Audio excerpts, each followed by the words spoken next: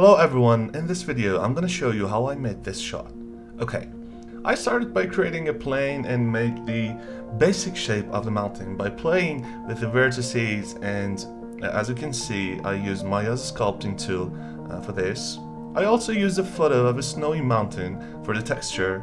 Then I duplicated the model and placed it in different places of the scene to give more depth to the shot.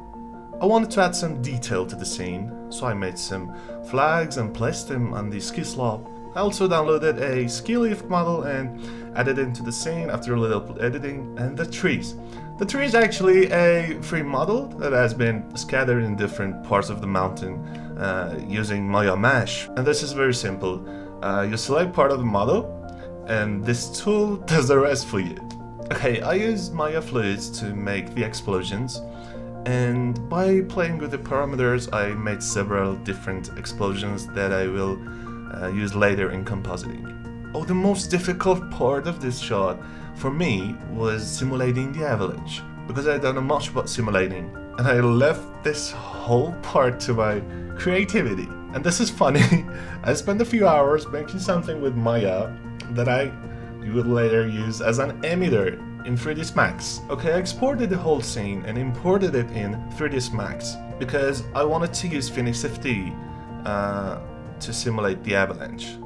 After a little playing with the parameters, I reached the result you see and rendered it. My friend also made part of the shot more realistic by painting some detail in Photoshop.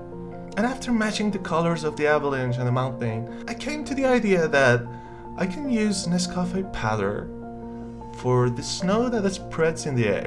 And as you can see in this video, I did the same thing. Just a simple tip. For these kind of shots, it's better to shoot in a slow motion because bigger things will be slower.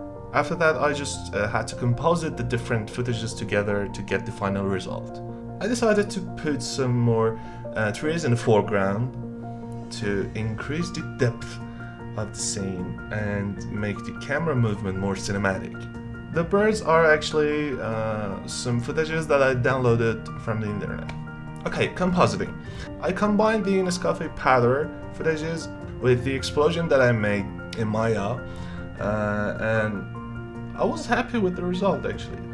In this kind of shots, creating the atmosphere helps to make it more cinematic, more realistic. And that's why I put some fog footages in different places of the scene. The snow in the foreground is made with particle warp, which is one of the default After Effects tools. After compositing, we go to color correction and color grading, and I use DaVinci Resolve for this. And I changed the color of the shot from gray to something like blue to give the feeling of a winter night. And this is the final result. I'm Amir, and I hope you enjoyed this video.